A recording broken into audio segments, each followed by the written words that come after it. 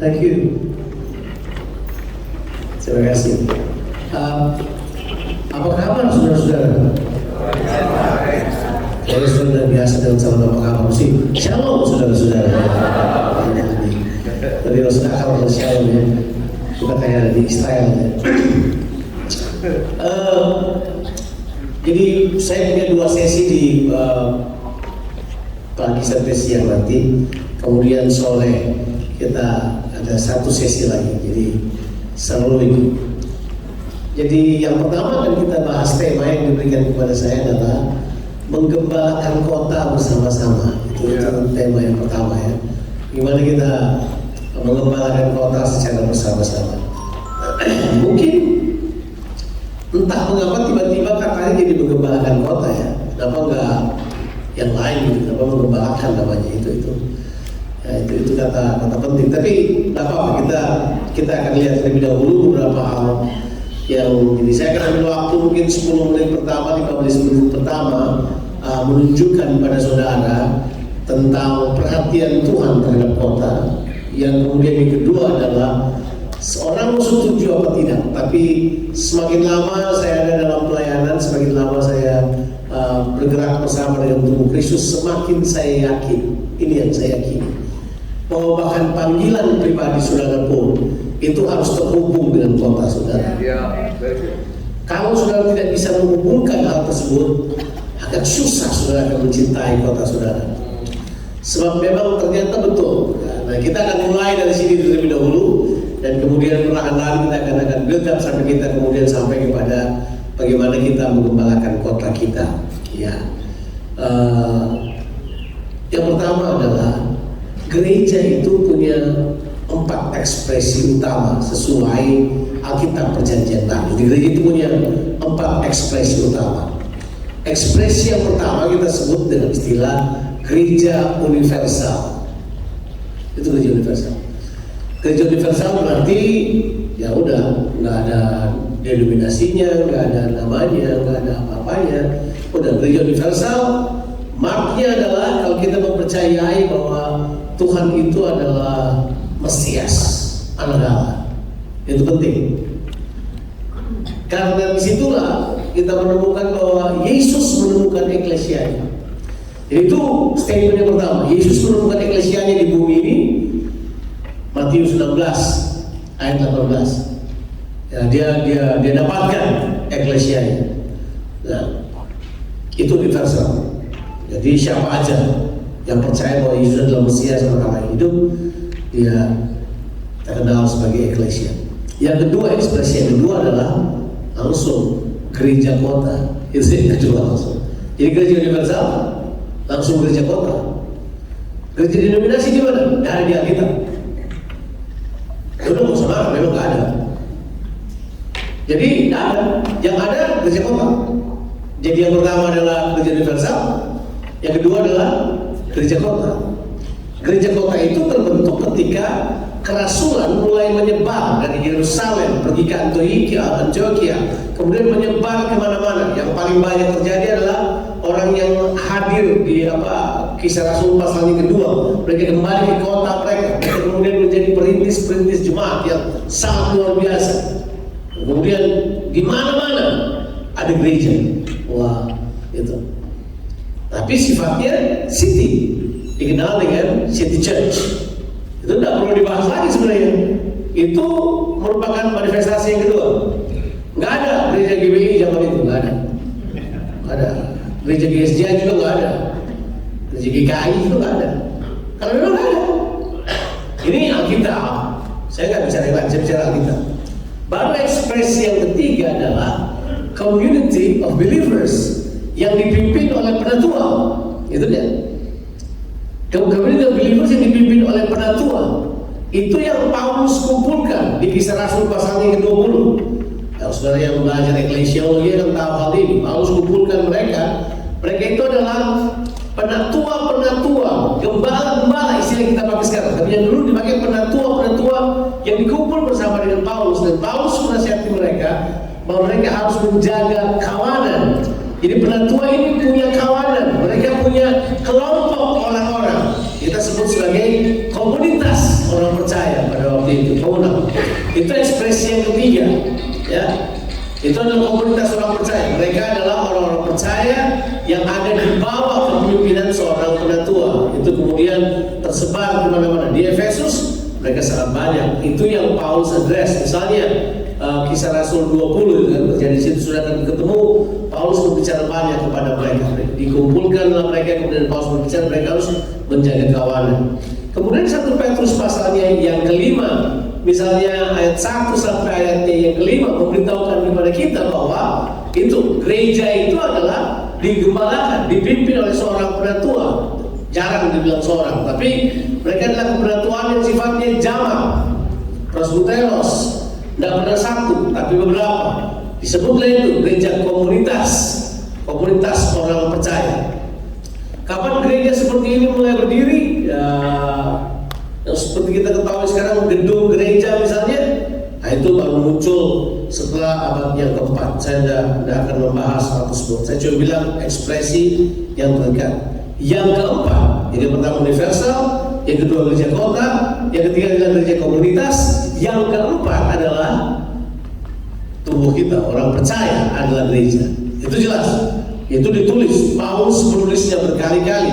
Tidak tahukah kamu bahwa tubuhmu adalah bait Allah, karena roh Allah diam di dalamnya. Jadi kita ini merupakan ekspresi juga dari gereja, saudara dan saya. Nah, mengingat tempat hal ini memang sangat sulit untuk kemudian mencoba untuk membuat sesuatu rujukan dari Alkitab mengenai seperti apa gereja harus melayani kota, kan? Dan itu sulit banget ya, karena nggak ada rujukannya.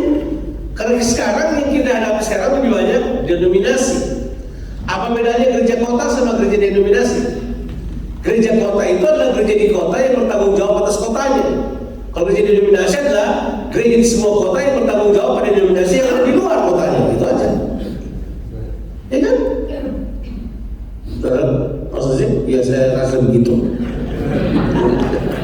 Nah, tetapi kalau kita memperhatikan secara jujur, Alkitab perlu dengan cerita atau perlu dengan narasi yang memberitahukan kepada kita bahwa gereja kota itu adalah gereja yang memang di mana eklesia ditempatkan. Jadi kalau orang tanya begini, ini orang tanya kepada saya ini, kalau ikan dengan air itu ada tempatnya, gereja harusnya dengan kota. Itu aja. Seperti ikan dengan air, gereja dengan kota. Jadi artinya kita tidak bisa memisahkan kedua hal tersebut. Lepas identitas kota dan sebuah gereja, selesai kita, nggak ada gereja, nggak ada. Karena gereja itu, istilah eklesia kita udah tahu kan? Istilah eklesia sebenarnya artinya adalah dewan kota. Jadi kalau nggak ada kota, dewan aja. Dewan apa? Dewan kota. Nah ini kita mesti mengerti istilah ini. Sebab, nah sekarang saudara siap-siap pasang seatbelt, sini orang marah sama saya ini. Sebab memang gereja pada dasarnya itu adalah istilah politik. Ya gereja itu istilah politik. Sudah bilang pantas sekarang banyak pendetanya berpolitik, ya memang istilah politik. Tapi istilah politik yang beda dengan politik yang kita kenali sekarang. Ya kita mesti paham itu dulu ya, supaya jangan sampai sudah keliru. Penting kita ketahui ini supaya kita nggak salah kaprah membahas tentang gereja kota. Kita pikir upaya gereja kota itu mempersatukan denominasi. Mari saya beritahu pada saudara, sampai Tuhan Yesus datang yang kedua kali, saya tidak yakin juga bahwa denominasi bisa bersatu. Kalau denominasi ya, kan kalau gereja kota bisa, karena beda gerbang memang dia beda gerbang memang. Jadi kalau cuma denominasi percaya. Sampai kapanpun itu akan terjadi seperti yang kita inginkan. Ya, saya ada di sebuah tempat, di sebuah kota, terus mereka bilang begini, Tuhan bilang satu baptisan, tolong baptisan ada banyak. Lalu saya tinggalin diskusi itu, dan tidak mungkin saya lanjutin. Karena itu udah jelas, baptisan ada banyak modelnya, sudah selesai. Mau berantem baptisan. Padahal Efesus 4 berkata sampai kamu mencapai, ya satu iman, satu baptisan. Bagaimana mencapainya? Tapi kalau kita lihat dalam teropong kota, semuanya bakal jadi asing. Oke, nah sekarang kita lihat dulu kata gereja. Kata gereja itu apa sebenarnya? Eklesia. Nah, tentu sudah pikir saya sudah tahu Pak Jonathan. Tapi Tapi mari kita gali lebih dalam dulu. Eklesia itu siapa? Eklesia itu apa? Ya kita mesti tahu dulu. Eklesia itu bukanlah istilah yang tidak diketahui oleh orang yang mendengarkannya. Gitu. Kira-kira. Kalau saya bilang kata ini di Solo, semua orang Solo ngerti. Nasi liwet. Perlu penjelasan? Enggak perlu. Saya di Ambon ngomong nasi liwet. Mereka tanya, liwat kemana? Karena mereka tidak punya tahu, mereka tidak punya konsep. Karena itu bukan kata yang biasa buat mereka. Kalau saya pergi ke Solo, kemudian saya berkata Papeda, mereka tanya itu pasti laki-laki Papeda. Kalau perempuannya Mameda pasti. Nah, itu not what it is. Tapi kalau saya pergi ke Ambon dan saya bilang Papeda, perlu penjelasannya apa? Kenapa tidak? Orang tahu apa yang dimaksud. Nah sama, waktu Yesus berkata kepada murid-muridnya, di atas batu karang ini aku akan mendirikan gerejaku atau jemaatku atau kata eklesia. Mereka udah tahu apa itu eklesia. Mereka nggak berpikir bahwa eklesia itu apa ya. Aduh Yesus belum kasih kuliahnya nih, kita kayaknya perlu eklesiologi dua kredit dulu. Enggak perlu. Mereka udah tahu eklesia itu apa. Mereka udah tahu yang dimaksud dengan eklesia itu adalah sekelompok orang yang duduk di pintu gerbang yang memutuskan nasib kotanya. Itu eklesia. Terus kota artinya apa? Nah itu dia kan. Kota itu apa? Kota ada dua arti. Kata yang pertama, kota itu tembok. Ya yang belajar pengantar ilmu politik kasih tahu. Politea itu artinya tembok yang mengelilingi kota, benteng yang mengelilingi kota. Jadi ini maksudnya kenapa harus ada tembok? Supaya orang yang tinggal di dalam tembok itu punya polisi sendiri, punya policy sendiri. Saya kemudian jadi polisi ya, harusnya policy. Policy itu kebijakan, makanya jadi politik. Jadi kebijakan di dalam kota dan kebijakan di luar kota berbeda. Makanya ada kebijakan untuk dalam kota, dan yang memutuskan kebijakan di dalam kota itu namanya ekaleo, eklesia itu yang memutuskan yang ada di dalam kota, yang di luar kota. Orang Jawa bilang sakarepe, tapi yang di dalam kota ada yang putuskan. Kamu nggak sembarang dalam kota. Misalnya ada peraturan di dalam kota babi tidak boleh berkeliaran. Ya jangan bilang babi dalam kota coba. Ada hukumnya. Tapi di luar kota, ya sakarepe, babi silakan.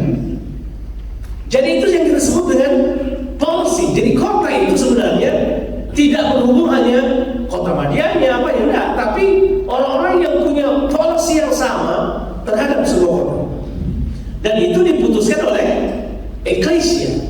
Nah ini kita harus pelajari. Mengapa ada policy? Nah ini istilah kerajaan. Ini bukan istilah gereja, ini istilah kerajaan. Ini bukan istilah sosial. Ini lebih kepada sosiopolitik. Dia politiknya, ada isu pemerintahnya. Jadi adanya kebijakan supaya terjadi kesejahteraan. Betul kan? Kebijakan ada supaya sejahtera. Nah saya akan kasih tahu dari depan buat saudara-saudara jangan kecewa. Itu Alkitab bahasa Ibrani saudara itu tidak mempercayai bahwa keselamatan itu artinya sorga. Mereka mempercayai keselamatan adalah kesejahteraan kota mereka.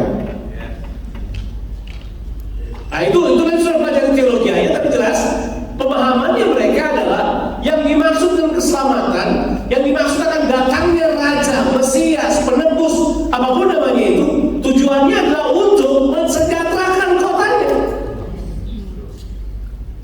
Iya kan? Betul nggak sih? Nah, tapi kita punya konsep suka ada tentang gereja. Kita pikir gereja, ya udah kasih makan orang miskin aja. Ya, bagi-bagi nasi bungkus buat pemulung. Enggak. Kita harus melihat konsepnya bahwa gereja itu untuk kota memang dia harus mengeluarkan kebijakan yang, nah ini dia, menghasilkan kesejahteraan buat kota mereka. Jadi memang benar ide itu. Kalau ada orang percaya di sebuah kota, dia bertanggung jawab untuk kesejahteraan kotanya. Jadi sudah paham Yeremia 29 berarti kan. Waktu ayat 7 dia bilang berdoalah untuk kesejahteraan, usahakanlah dan berdoalah untuk kesejahteraan kotamu. Jadi maksudnya itu adalah sebuah statement yang Tuhan katakan di kota orang percaya bertanggung jawab atas kesejahteraan kotanya. Itu dia berpikir orang. Nah, eklesia itu apa? Jadi Yesus tuh dari, kalau saudara baca Injil Matius ya, dari Matius pasalnya yang ketiga, pasal 4, sampai pasalnya yang ke-16, Yesus itu betul-betul berupaya untuk memberitahukan kepada mereka begini, aku ini Mesias, aku mau menemukan eklesiaku. Nah, eklesia dalam istilah kepemerintahan, eklesia itu penting sebab eklesia itu adalah pelaksana pikiran raja, pelaksana kehendak Allah. Apa yang menjadi kehendak Allah, eklesia yang jalankan. Jadi begini, di zaman Yunani kuno tidak ada raja yang tanpa eklesia. Paham ya? Sebab eklesia inilah yang melaksanakan seluruh keputusan dari siapa?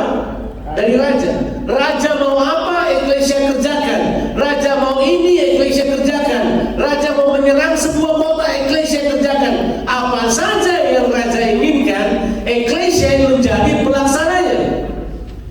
Jadi Yesus itu kasih tahu dulu, kalau mereka gagal mengenali Yesus sebagai raja, dia tidak berhak punya eklesia. Halo? Makanya dia tunggu dulu Pak, dia tunggu lama. Dia nggak tunggu, dia nggak langsung bergantung. Lama dia tunggu. Dia tunggu dulu, dia sembuhkan orang. Dia sengaja loh. Yesus itu benar-benar sengaja banget. Dia sembuhkan orang. Dia sembuhkan orang di Galilea. Terus dia ngomong begini sama orang, tunjukkan dirimu pada para imam. Jadi orang yang sembuh ini harus jalan ke Yerusalem. Tunjukkan diri pada imam. Saya disembuhkan. Orang imam masih tanya, siapa yang sembuhkan? Yesus dari Nazaret. Siapa dia? Gak ada yang kenal siapa dia. Ada lagi, kan banyak yang dia sembuhkan. Semuanya melapor. Jadi Yerusalem berpikir, waduh, ada apa di sana ini? Yerusalem kemudian mengutus ahli-ahli Taurat. Ahli-ahli Taurat itu jarang ada di Galilea. Cuma waktu Yesus di Galilea, mereka diutus oleh imam-imam kepala untuk teliti Yesus itu siapa dia? Dia bikin apa dia? Dia apa tujuannya dia di situ? Tapi dia berulang-ulang kali mau menyatakan kepada mereka bahwa dia itu Mesias. Yuk kita bahas ini sedikit supaya saudara punya gambaran. Kalau kita punya gambaran, nanti sembarang kita mikir tentang gereja. Gereja itu apa ya? Gereja itu adalah pelaksana dari kehendak Allah. Itu adalah kingdom term. Itu adalah terminologi kerajaan. Kita tidak bisa buang itu dengan pemahaman kerajaan Allah. Kita lepaskan ini, berhenti pemahaman kita. Makanya saya yakin ini, kalau saudara melihat gereja hanya sebagai lembaga sosial, saudara keliru. Gereja itu adalah pelaksana kehendak Allah. Gereja itu adalah manifestasi dari kerajaan Allah di muka bumi ini. Saudara salah lihatnya, dan kita hanya sebuah social club, tidak akan pergi kemana-mana gitu. Dan Yesus mengatakan itu benar, dia nggak bercanda. Yuk kita pergi ke ayat yang paling populer di mana gereja berdiri. Nah anehnya di 4 Injil kata eklesia itu hanya muncul 2 kali. Cuma di Matius 16 ayat yang ke-18 dan Matius 18 ayat yang ke-16. Itu kayak bercanda ya, 16, 16. Tapi basically cuma di situ eklesia disebut di Alkitab. Coba kita baca ayat. Mungkin kita baca dari ayat 13, Matius 16 ayat 13. Let's start with this.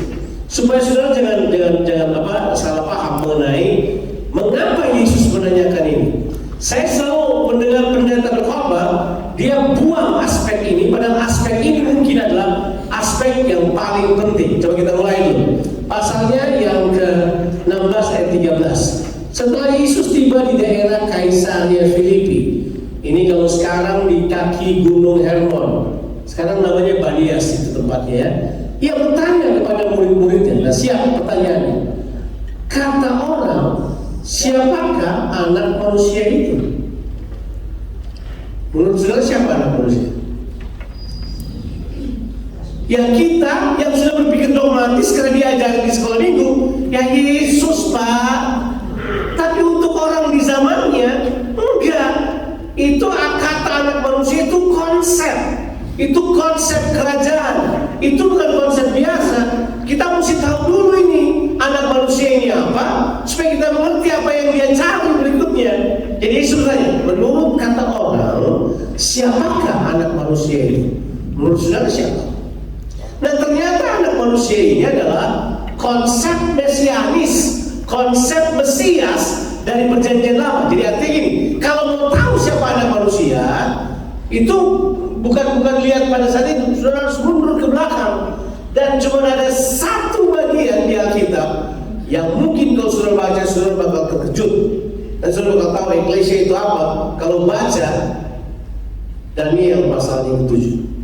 Coba kita pergi ke Daniel pasal 7 kan, coba. Let's go. Daniel pasal 7. Bible study sedikit dulu ya, boleh? Boleh. Sedikit aja. Sebab begini, kalau tidak, pemahaman kita terhadap kota sangat minim. Kita merasa kita hanya memberi sumbangan kecil, dan kita membiarkan kota ini diputuskan oleh yang lain. Seharusnya kesejahteraan kota ini diputuskan oleh Eklesia. Apakah berarti kita tidak menghormati pemerintah? Tidak. Kita sangat hormat pada pemerintah.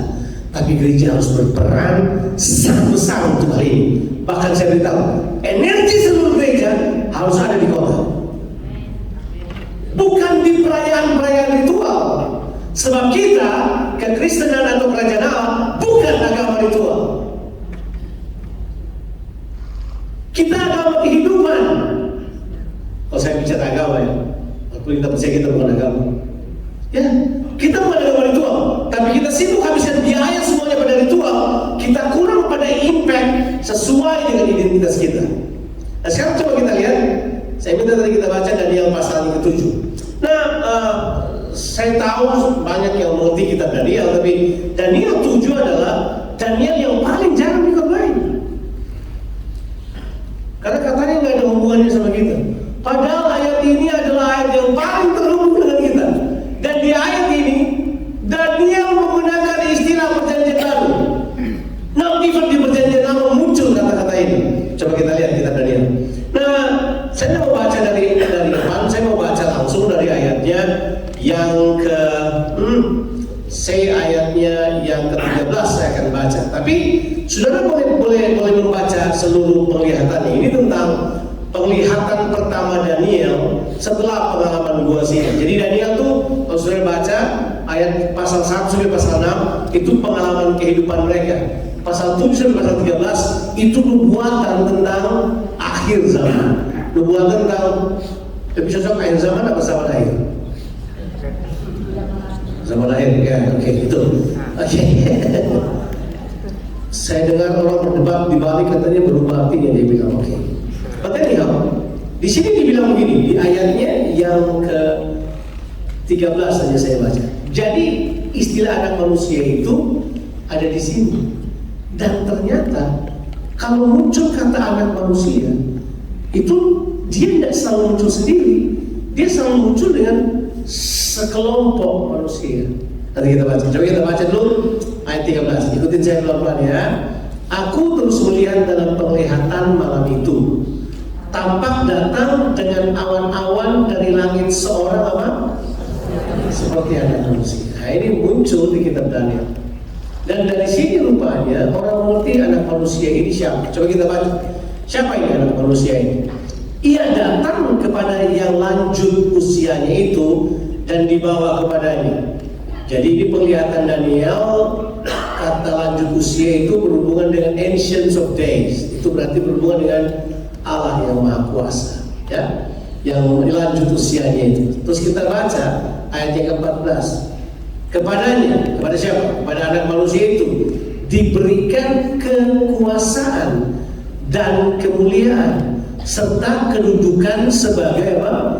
Raja. Maka orang-orang dari segala bangsa, suku bangsa, suku bangsa dan bahasa mengabdi kepadanya. Kekuasaannya, kekuasaan yang kekal, yang tidak akan lenyap, dan kerajaannya, kerajaan yang tidak akan apa?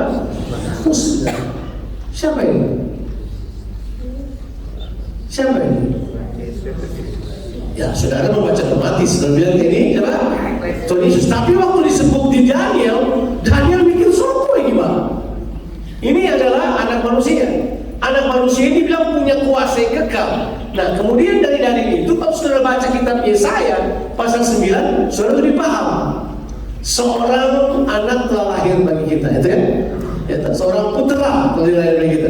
Terus kemudian disebutkan bahwa dia adalah penasehat ajaib, Allah yang perkasa, Bapa yang kekal. Tapi dia ini kekuasaannya meliputi semua bangsa. Jadi sekarang kita tahu bahwa kata anak manusia itu adalah sebuah apa? Pernyataan untuk menyatakan Mesias, dulu Mesias. Mesias. Apa artinya Mesias? Apa artinya Mesias? Sekali lagi, saya menemukan orang mengartikan Mesias cuma yang diurapi. Arti Mesias harusnya raja yang diurapi. Tolong jangan dibuang rajanya, Pak. Raja itu penting, sebab kekuasaan datang dari raja.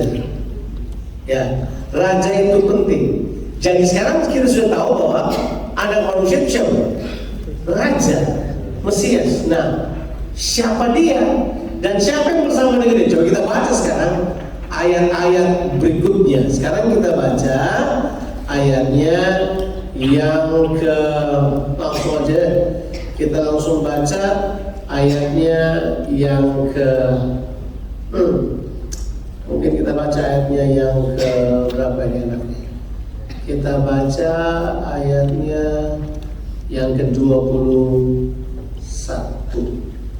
Atau mungkin jangan 21, terlalu jauh 21. Kita mungkin baca ayatnya, ada kata yang disebut dengan orang-orang kudus. Itu muncul berkali-kali.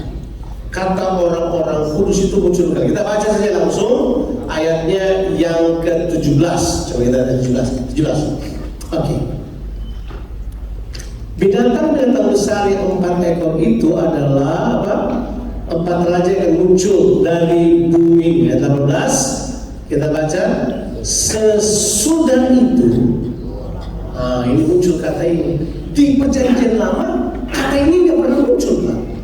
Ini cuma muncul di sini kata orang-orang kudus. Dan pertanyaannya, siapa orang-orang kudus?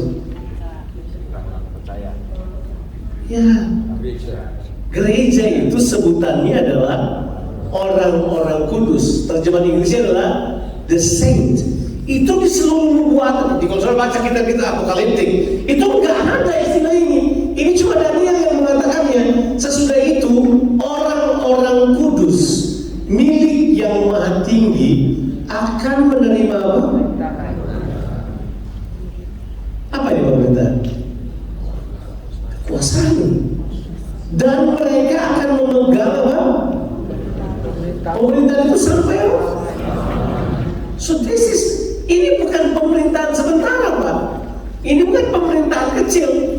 Dan bahkan kekal selama-lamanya. Siapa yang dibilang pemerintah seperti ini? Orang kudus. Nah, baca terus ya. Kalau sudah baca terus sampai endingnya, nanti orang-orang kudus bakal dikalahkan. Misalnya kalau kita baca ayatnya ke-21 misalnya, kita baca tanduk dari binatang yang keempat itu, kemudian tanduk itu berperang melawan orang-orang kudus dan mengalahkan mereka sampai yang lagi usia itu datang dan keadilan diberikan kepada orang-orang kudus milik yang maha tinggi, dan waktunya tiba orang-orang kudus itu akan apa? Memegang pemerintahan. Jadi kata ini adalah istilah pemerintahan. Orang kudus memerintah. Jadi ide itu orang kudus pemerintah. Dari wajah saudara suka kayaknya. So, ini penting. Kenapa saya mesti masuk dari sini? Karena disinilah muncul tanggung jawab pribadi saudara buat kota saudara. Nggak punya mentalitas ini. Kita miskin, kita bermain dari bawah, kita seperti orang in the cost di kota kita. Enggak. Kita punya kekuasaan. Nah, orang kudus ini siapa sih ini? Ini yang lagi dicari oleh Yesus. Ini disebut eklesia. Inilah pelaksana pemerintahannya. Dia raja, segala raja, orang-orang kudus yang menjalankan pemerintahannya. Makanya waktu kemudian Yesus bertanya di pasal 16 Injil Matius tadi itu, ini berhubungan sama orang-orang kudus. Siapa sih orang-orang kudus ini yang memerintah ini? Apa itu? Mereka adalah yang ditebus oleh Yesus. Nanti kita akan baca nanti. Tapi coba kita kembali ke Matius pasalnya yang ke-16 tadi. Coba. Eklesia itu adalah pelaksananya. Mereka adalah orang-orang kudus. Jadi Yesus harus dikenal sebagai raja terlebih dahulu. Yesus harus dikenal sebagai raja. If you want to have impact in your city, you need to know Jesus as a king. Kalau saudara mau kenal, mau memberikan impact pada kota saudara, kenali Tuhan dulu sebagai raja. Kita harus beralih pengenalan. Yesus bukan cuma penebus. Yesus bukan cuma juru selamat. Dia adalah raja. Dan saudara adalah orang-orang yang menjalankan pemerintahannya di muka bumi ini. Kalau kita tidak punya konsep ini, kita akan garing banget. Mesti bikin apa ya? Kita akan cuek aja. Dan karena kita ada di dunia ini karena kehendak sang raja. Sampai sini kita oke? Nah, coba kita baca lagi di Matius 16 tadi. Jadi Yesus Yesus tanya, menurut kata orang, siapakah anak manusia? Mereka menyebutkan Elia, mereka menyebutkan Yeremia. Tiba-tiba Yesus switch pertanyaannya dengan menggunakan kata seperti ini. Sekarang menurut kata kamu, aku siapa? Kalau kita pun pintar membaca dialog, kita tahu Yesus sudah menyatakan dirinya sebagai siapa? Anak manusia. Iya kan? Jadi dia berkata, saya anak manusia. Nah sekarang menurut kata kamu, aku ini siapa? Tiba-tiba Petrus langsung berkata, engkau adalah Mesias, anak Allah yang hidup. Boleh diterjemahkan secara tepat, engkau adalah raja yang diurapi, anak Allah yang hidup. Langsung Yesus berkata apa? Berbahagialah engkau Simon anak Yunus, karena bukan manusia yang menyatakan kepadamu. Yesus berkata apa? Ini karena Tuhan sedang mewahyukan dirinya kepada kita bahwa Yesus adalah raja. Betul kan? Betul kan? Saya bisa kita oke? Jadi Petrus langsung kaget juga. Walaupun saya beritahu saudara, seringkali pewahyuan tidak selalu diikuti oleh karakter.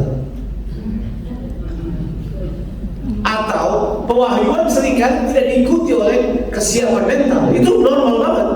Jadi begitu Petrus berkata demikian, Yesus berkata di atas batu karang ini aku mendirikan eklesia. Jadi begitu ada dari murid yang mengakui dia raja, langsung dia berkata begini, that's it. Saya menemukan eklesia. Saya sekarang menemukan orang-orang kudusku. Saya menemukan pemerintahanku. Saya menemukan orang-orang yang akan menjalankan, melaksanakan kehendakku di muka bumi. Udah, begitu dia berkata demikian, dia langsung berkata, aku berikan kepadamu kunci kerajaan. Artinya begini, kunci itu berkata begini, apa saja yang kamu kerjakan di bumi, apa yang kamu ikat di bumi terikat di surga. Artinya dia berkata begini, whatever you do, surga akan backup. Itu artinya, kalau saya pikir-pikir ikat itu apa? Enggak. Artinya simple. What you do in here, heaven will move. Apa yang kamu buat di sini, surga bergerak. Dan katanya sudah berkata begini, surga sepakat dengan eklesia di muka bumi ini. Lalu setelah dia berkata demikian, tiba-tiba ayat yang terakhir, dia larang mereka. Loh ini cuma murid-muridnya kok, gak ada orang lain. Coba lihat ayatnya yang ke-20, coba kita lihat. Lalu Yesus melarang murid-muridnya supaya jangan memberitahukan kepada siapapun bahwa ia adalah apa? Loh, dia mau muridnya mengakui dia Mesias, sekarang dia larang supaya mereka jangan beritahu dia Mesias. Mengapa? Itu yang saya bilang tadi. Yesus tahu pewahyuannya udah ada, mentalnya belum. Pengetahuannya sudah punya, mentalnya belum mengikuti. Sementara ini di gereja kota kebanyakan gitu, kita sudah punya pewahyuan yang nggak ada mentalnya. Mentalnya masih jauh. Jadi kalau buah yang sudah di sana, mental dia mesti tunggu dulu kipas-kipas di bawah pohon, baru mentalitas menyusul bersama, baru bisa terjadi. Sebab begini, setelah ayat itu, Yesus kemudian mengemukakan rahasianya. Ini sebenarnya kalau sudah belajar ya, ini luar biasa bagus karena ayat berikutnya Yesus mulai beritahu ini. Sekarang ini aku akan pergi ke Yerusalem dan aku akan ditangkap, aku akan dianiaya, aku akan dibunuh. Tapi pada hari ketiga aku akan dibangkitkan kembali. Berarti, nah ini Yesus sedang menunjukkan sebuah aspek kemesiasan yang orang Israel tidak tahu. Aspek itu adalah Mesias yang menderita. Petrus belum siap itu, Pak. Belum. Sebab mereka berpikir Mesias ini naik kuda putih bawa pedang ini. Romawi mau ditebas habis ini, Tolioto yang datang ini. Jadi mereka pikir Mesias itu kayak gitu, ternyata enggak. Yesus bilang enggak, belum siap nih. Jadi kemudian Yesus beritahu buat dia. Yesus berkata buat mereka gini, aku akan dianiaya, menderita, mati, tadi bakal bangkit. Petrus langsung lompat. Dan kata yang dipakai, Petrus menegur Yesus. Itu kok terjemahan masa sekarang, Petrus menengking Yesus. Nah itu benar saya bilang. Lalu Petrus menegur Yesus. Apa dia kata? Tuhan apa? Kiranya itu alam jangan hal itu sekalian tidak akan menimpa engkau. Oh iya, sudah tahu jawabannya? Yesus balik dan berkata, iblis, menyala engkau. Karena ini sekarang masalah mentalitas. Ini bukan masalah kewajiban. Makanya kata yang dipakai di situ adalah ayat berikutnya, ayat berikutnya. Coba lihat. Ayat berikutnya. Kalau kalian depan mengatakan, enyahlah iblis, engkau suatu batu sandungan bagiku, sebab engkau bukan apa? So itu mentalitas. This is not about spiritual anymore. Ini mentalitas kali ini. Bagaimana mentalitas kita harus berubah. Jadi dia berkata, kamu tidak memikirkan mentalitasmu bukan mentalitas kerajaan, mentalitasmu mentalitas kerajaan ke-8, mentalitasmu mentalitas iblis. Makanya dia berkata begini, engkau bukan memikirkan apa yang dipikirkan Allah, melainkan apa yang dipikirkan apa? Manusia. Tahu ya? Tahu Yesaya 53 itu ya? Mungkin Yesaya 53 sampai Yesaya 57 kalau sudah baca dulu. Itu di Israel jarang dibaca. Rabi-rabi Mesianik Jewish sekarang sedang berusaha singkapkan kembali ayat tersebut. So mereka tidak percaya bahwa Mesias menderita. Tapi mereka tidak tahu penderitaan Mesias itu harus ada karena ada satu hal yang mereka sudah kenali. Tapi mereka tidak percaya bahwa Mesias akan mengambil peran itu. So mereka tidak percaya bahwa masa Mesias sama dengan domba yang dipotong sih. Karena domba yang disembelih itu adalah gambaran dari penebusan. Makanya mereka pikir ya domba terus yang dipotong. Padahal Tuhan mau penebusan yang kekal. Makanya Yesus datang sebagai penebusan bagi dosa semua manusia. Karena dia adalah raja di atas muka bumi ini. Penebusan itu bukan cuma untuk orang Israel. Yesus itu penebus seluruh dunia. Kenapa harus ada penebusan? Karena dosa bukan hanya perbuatan. Dosa itu perbudakan, Pak. Jangan ajar jemaat kita cuma karena perbuatan. Kita sibuk urus perbuatan, padahal perbudakan sudah jalan terus. Makanya Yesus tidak datang dealing dengan perbuatan, dia dealing dengan perbudakan. Dia datang, dia tebus. Kalau perbudakan tidak bisa diselesaikan dengan perbuatan, maka perbuatan baik tidak akan membebaskan saudara dari dosa. Dosa hanya bisa dibebaskan dengan apa? Penebusan. Dia tebus saudara. Waktu dia tebus saudara, ini sudah ditebus, saudara kemudian merdeka. Perbuatan saudara bisa salah, tapi sudah tidak lagi di bawah kuasa dosa. Siapa yang mengatakan itu? Yesus berkata begini, barang siapa berbuat dosa, dia adalah hamba dosa. Yohanes 8 ayat yang 34, baca aja. Kalau salah cari dikatakan situ ayatnya, mungkin saya salah kutip. Tapi kayaknya benar dia itu. Ya, saya yakin itu benar ya, betul ya. Karena memang jelas. Jadi Yesus datang tebus kita. Nah sekarang saya mau tanya pertanyaan paling mahal buat saudara ini. Jarang ditanyakan pada saudara. Untuk apa saudara ditebus?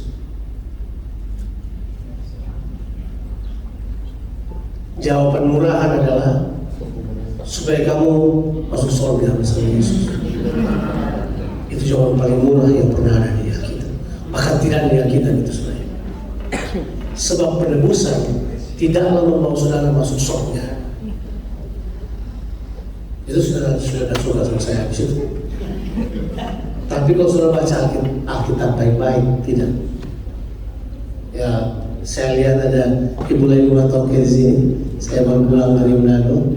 Kita bahas itu. Orang Manado yang saya baru bilang ini kenapa benar dari Tuhan nggak sih? Tapi salah. Karena jelas penebusan itu untuk menjadikan saudara orang-orang yang memerintah bersama Kristus.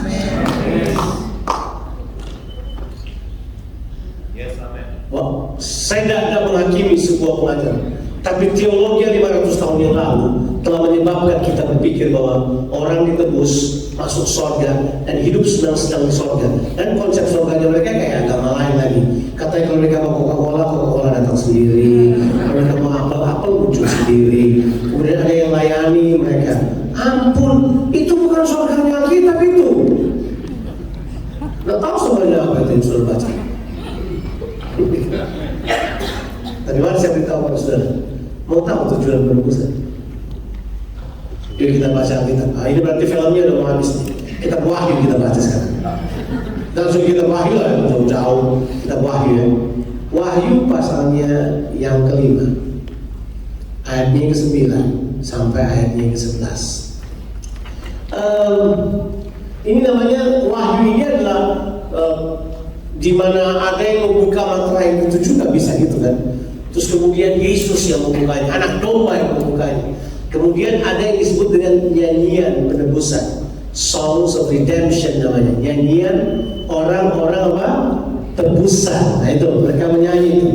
Dan mereka menyanyikan suatu nyanyian baru. Katanya, engkau layak menerima gulungan kitab itu dan membuka materai-materainya, karena engkau telah disembelih dan dengan darahmu engkau telah membeli mereka bagi Allah dari tiap-tiap suku dan bahasa dan kaum dan bangsa. Apa kata yang dipakai? Jangan dulu, saya mau tanya sebuah kata. Itu kata membeli mereka dengan darah. Apa namanya itu? Itu penebusan namanya. Membeli dengan darah. Kan penebusan itu istilah pegadaian. Astagfirullah, pergi ke pegadaian. Itu udah penjelasan ya saudara. You have to pay back. Itu namanya ditebus. Saya harus tebus dulu cincin kawin saya. Ya benar. Dan ini, engkau dengan darahmu telah membeli mereka dari apa? Tiap-tiap suku. Kapan ada waktu bandingkan ayat ini sama Daniel 7 tadi kan. Bahasanya mirip banget. Oke, sekarang nomor ayat 10. Coba kita lihat. Dan engkau telah membuat mereka menjadi suatu apa? Kerajaan. Dan menjadi imam-imam bagi Allah kita. Dan mereka akan apa? Mereka akan memerintah sebagai apa? Di mana? Kita tidak akan memerintah di surga, di bumi. Ya, ada pengajaran yang kita memerintah di surga, itulah kita diam. Memerintah di bumi. Di bumi. Jadi kalau baca ayat yang 9, ayatnya harusnya bunyi begini, kita ditebus untuk memerintah. Jadi nggak ada ide kita ditebus untuk masuk surga. Itu bukan ide kita. Saya hadir di sebuah konferensi dan seorang ibu datang pada saya dan berkata saya, Pak Jonathan benar ya, memang itu setan bilang kalau kita katanya nanti kita bukan punya bumi ini punya dia. Hah? Jadi kita bilang bahwa bumi ini punya setan. Saya bilang enggak. Setan bukan pemilik bumi, Pak. Baca kita baik-baik.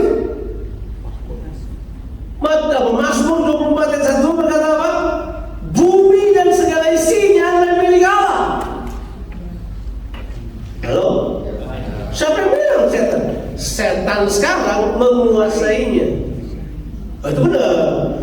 Karena Adam waktu jatuh, dia menyerahkan kekuasaannya pada setan. Jadi setan kan perbudakan itu strip off of all your rights. Kamu tidak punya hak lagi untuk terjadi perbudakan. Jadi iblis kemudian mengambil semuanya. Jadi kemudian dia jadi, kalau kita pakai dia mengelolanya sekarang. Tapi seharusnya adalah yang punya bumi adalah siapa? Tuhan. Dan kita disuruh mengelolanya.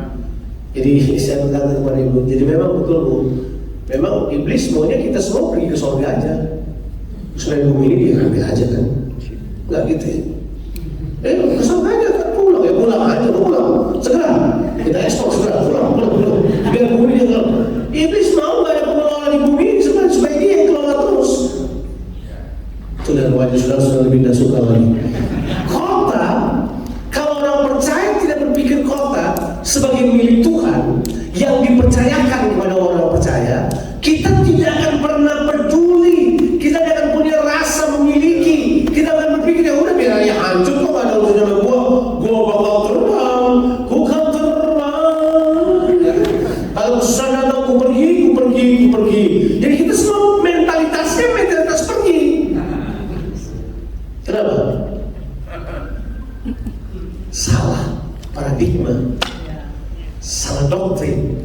Padahal Alkitab bilang dan mereka akan memerintah sebagai raja di bumi. Mungkin saya masuk lebih dalam aja ya kepada kecelakaan teologi kita, mungkin kayak gitu ya. Gitu aja. Jadi kalau saudara suka pada saya, nggak apa-apa, saya lanjut aja. Jadi gini, Bapak Ibu saudara-saudara yang dikasih, gini masalahnya. Ini masalahnya. Keselamatan yang berkata bahwa kita pergi ke surga itu non-biblical. Artinya kita bakal pergi ke surga, tapi tidak akan diam selamanya di sana. Orang punya bantahan terhadap statement ini selalu mengutip Yohanes 14 ayat 1, 2, dan 3. Di dalam rumah Bapakku banyak tempat. Aku pergi, makanya ada pengajaran. Kamu kasih persembahan di sini supaya bangun rumah di surga. Itu penyembahan berhala itu bukan. Seriously, it's not biblical.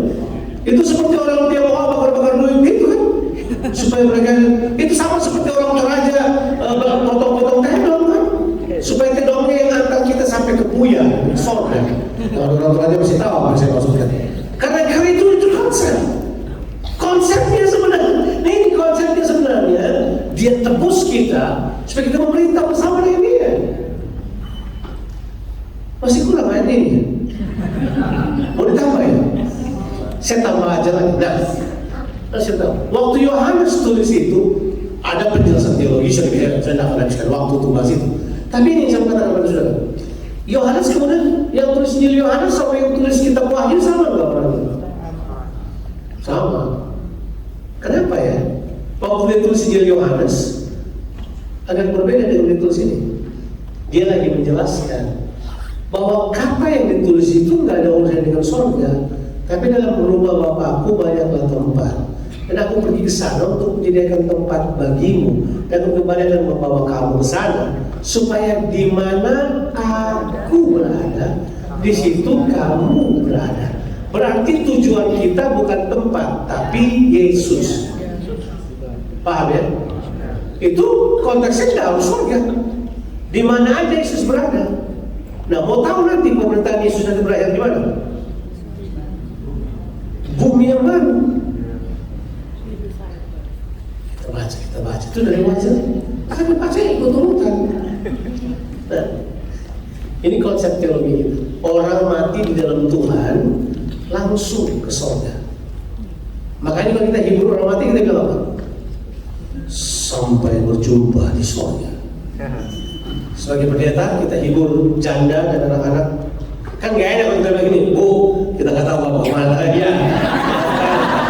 Maafkan kita nggak tahu apa. Kan gak enak. Harus ada kepastiannya dong. Sayangnya kepastiannya terbanyak non biblik. Misalnya kita berkata begini, sampai Bapa telah bersama-sama dengan Yesus di surga. Baca Alkitab sudah baik-baik. Belum ada orang yang pergi ke surga. Karena belum ada penghakiman. Belum.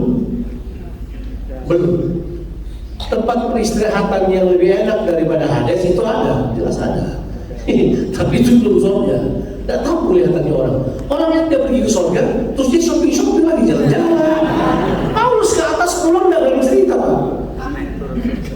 Ya, Paulus ketemu Tuhan suruh cerita pulang ditanya apa boleh? Gak bisa. Belum boleh. Kita cerita kayak kita nih. Saya shopping di sana, saya terus kemudian cilen domba saya ada di sana. Gimana ya sih? Menurut saya, all of that is misleading by itself. Semua itu kayak apa? Menyesatkan pemikiran kita. Pikir seperti itu dah. Pacaran kita, Pak. Sekarang pertanyaan bodoh aja. Oke, taruhlah, saya mati nih. Saya dibawa ke surga. Senang kan di surga?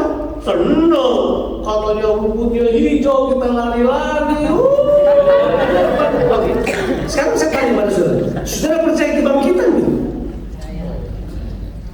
Loh, kita udah bersama dengan Yesus, senang. Loh, kok mesti bangkit lagi ya?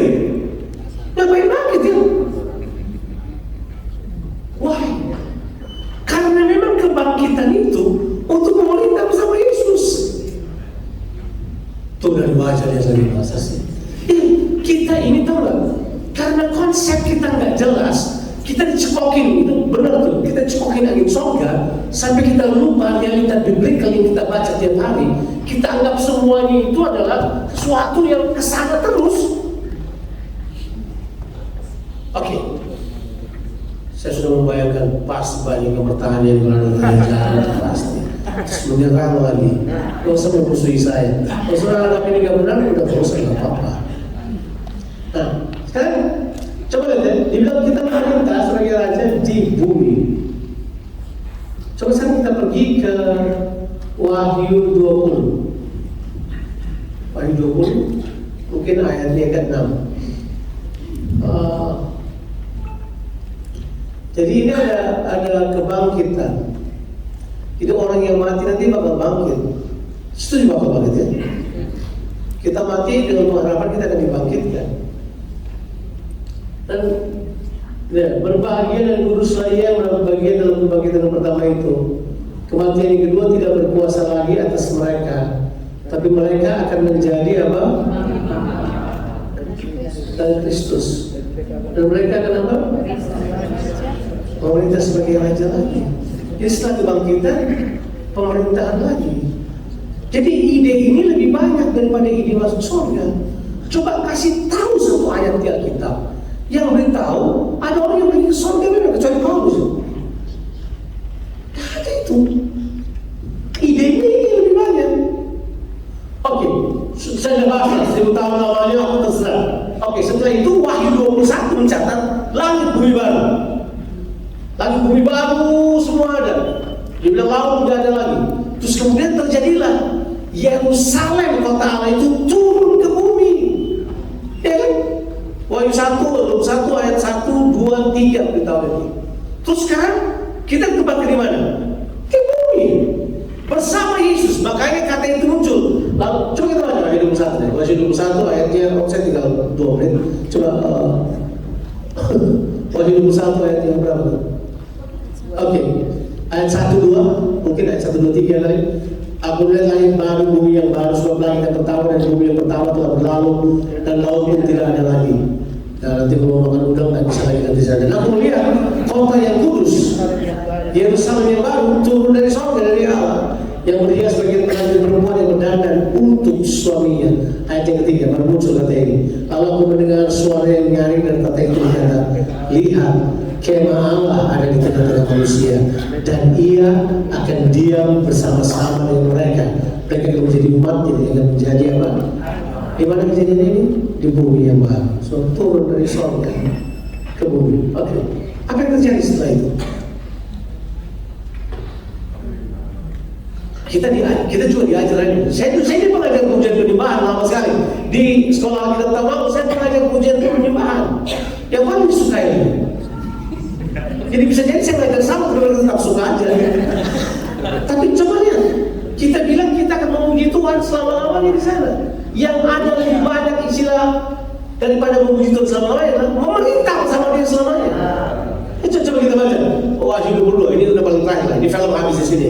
Wahyu 22 ayat yang kelima. Coba lihat aja, coba lihat Wahyu 22 ayat yang kelima. Itu dibilang ini. Dan malam tidak akan ada lagi di sana. Berarti KKR malam tidak ada lagi. Dan mereka tidak memerlukan cahaya lampu dan cahaya matahari, sebab Tuhan Allah akan menerangi dan mereka akan apa? Imagine.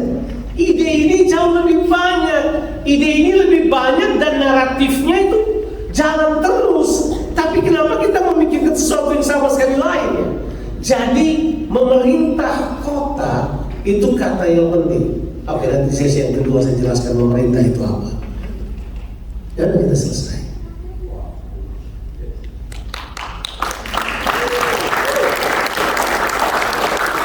Kita berdoa. Tuhan, hamba sadar bahwa tidak mudah menjelaskan sesuatu yang terframing dalam kepala kita berabad-abad. Hamba berdoa Roh Kudus bantu kami. Tuhan Yesus, cinta kami kepadamu, kepada firman-Mu, dan cinta kami kepada kehendak-Mu jauh lebih besar daripada hamba-Mu. Yesus, Engkau segala-galanya bagi kami. Hamba berdoa, wahyukan diri-Mu kepada kami, biar kami mengenal Engkau sebagai Raja. Kalau kami mengenal Engkau sebagai Raja, kami adalah orang-orang kudus, eklesia yang memerintah bersama-Mu. Biar kami mengerti hal ini terlebih dahulu. Biar kami tahu mengapa Engkau menempatkan kami di kota-kota.